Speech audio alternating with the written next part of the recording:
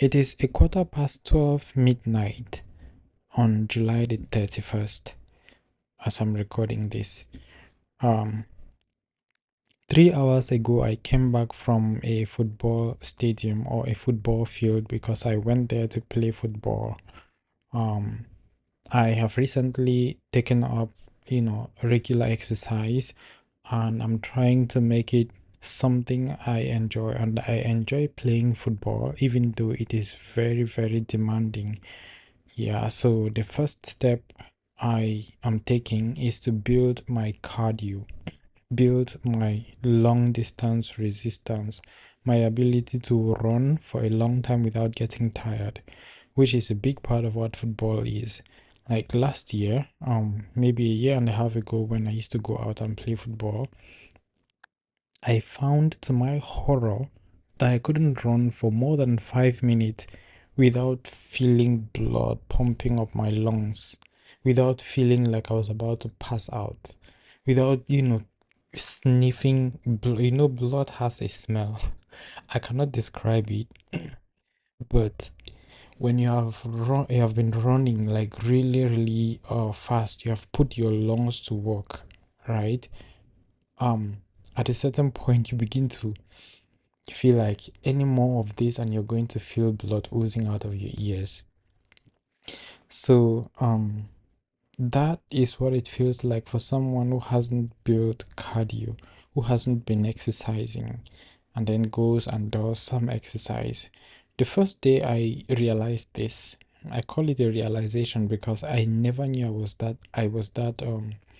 my cardio was that poor. I went there and I wanted to play football. I got in the field without even warming up.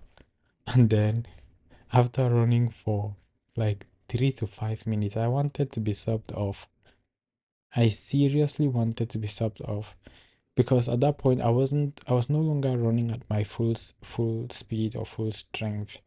I was basically just trying to not let the team down, even though it wasn't really any professional football. It was just recreational football, but yeah, there is still a desire to win among the team. So I didn't want to be the person that, was setting the team back.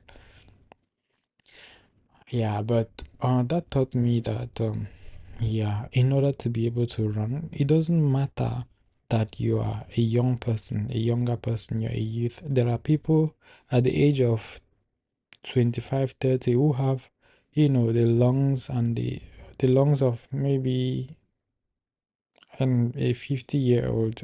When you want to look at like pure you know strength or pure resistance cardio or whatever you call it, I don't know the technical term.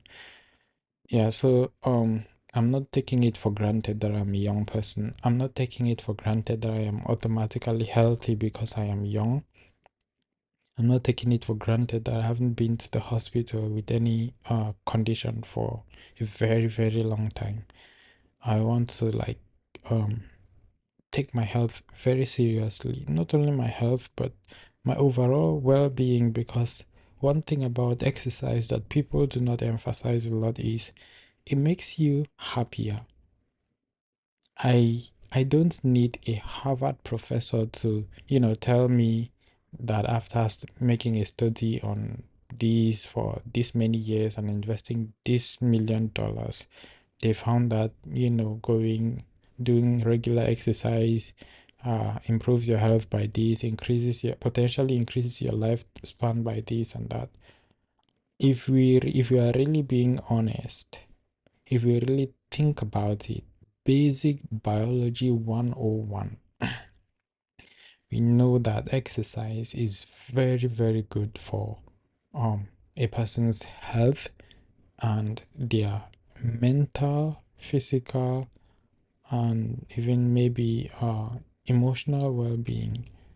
Yeah, it is something that I have experienced, right? I have experienced myself. My joy, my general level of happiness, my, productivity even has improved because I have taken up exercise. And it isn't easy. It's the most difficult part is usually making that first step. is usually making that first step. And we try to use willpower, we try to like motivate ourselves. Sometimes we try to even, you know, um, horrify ourselves, or this negative motivation where you just think of the worst possible scenario of you not doing something, and then the scenario is so bad that you you are left with no choice.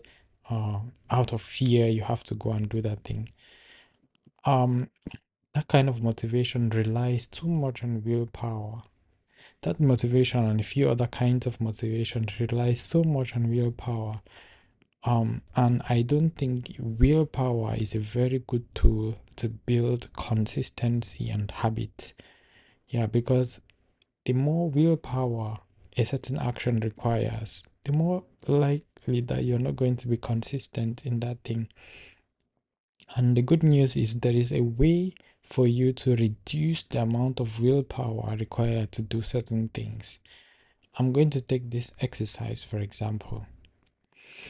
If you haven't exercised for a long time, I recommend just leaving your house one evening and taking a walk to the nearest sports complex or sports stadium or whatever it is where people are actually, exercising. It doesn't even have to be a gym.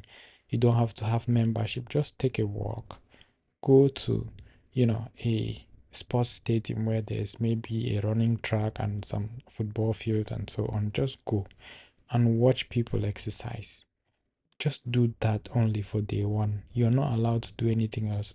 You're free to not have to do anything else. You don't even have to take your sports shoes and clothes. Just go watch people exercise.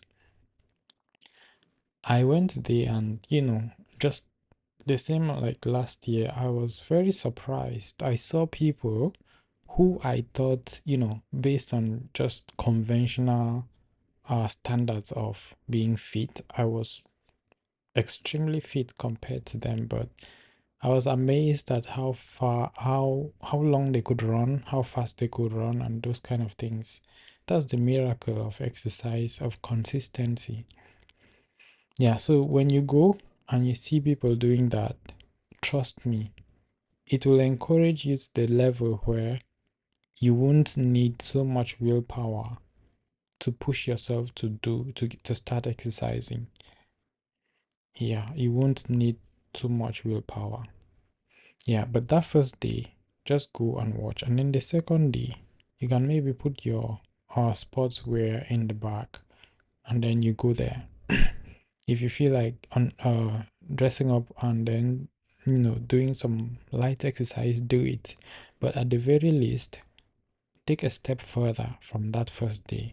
If you have a ball, maybe just bounce it a few times or play it a few times and then keep doing that until you find yourself, going like all in, all the way, playing football, joining a football team, and so on.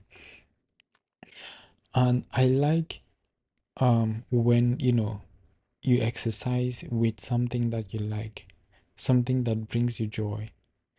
I like to exercise, but I don't like to just start running. It feels too unproductive for me. I want to actually enjoy the activity, which is why I choose soccer or football. Running is like, you know, imagine someone telling you to carry these blocks or these stones and take them to that end of the field and then bring them back. Like it doesn't feel productive. You're going to strain your muscles. That you're going to strain your muscles. Yes, that's good. You're going to, if you move fast, you're going to build cardio. That's good. You're going to build muscles. That's good. But what if you could do this, you could do all of this and still have a good time? If there is that option, then why go for other things that you don't find rewarding? That is what made me choose soccer.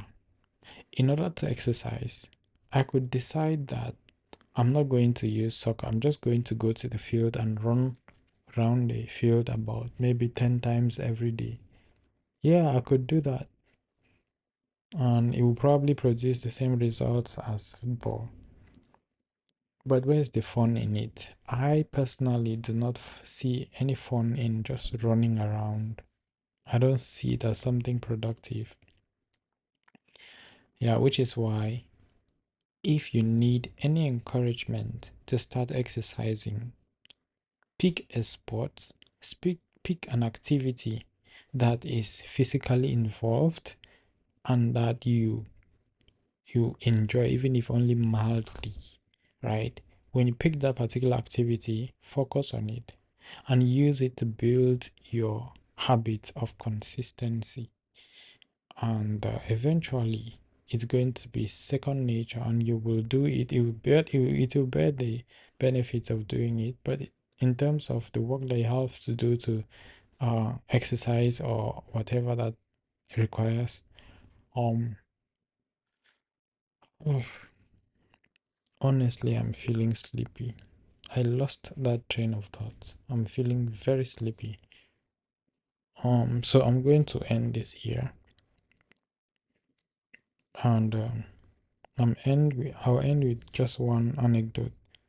About a year and a half ago, um, I would go to the field like this with my ball and then with my sportswear. When I go, I would change, and then I would just be, playing with my ball on the edges of the field. Yeah, the most I can do there is just juggle the ball and then try to run with it at my feet to build control and so on, and then to, develop cardio and so on. Yeah, so that's how I used to do. And then one day, um, some guys were about to play in their league or something, and they didn't have enough players, so they invited me to play with them, and I had a really good time. So my point is that sometimes you got to get out of the house. You got to go there. You got to put yourself in positions where there are higher chances of you encountering someone that will push you, or encountering, a team that you can join and then it will help you. It goes back to minimizing the need for willpower.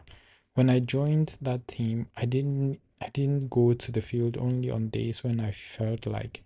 I went more often. I went because I have a team that I'm a part of. I enjoy playing with that team, and also I don't want to um disappoint them or be a no-show. So if you are chasing any dreams, if you have any goals you want to pursue, make sure that you are placing yourself in those situations that could potentially help you. Yeah, sometimes we call this being at the right place at the right time, right? Yeah, it will look like you just happened to be somewhere, and then an opportunity just jumps at you, right? Like as if it was waiting for you the entire time. Yeah, there's a quote that I know. I don't know if I'm reciting it correctly, but it says when the materials are ready, the architects will appear.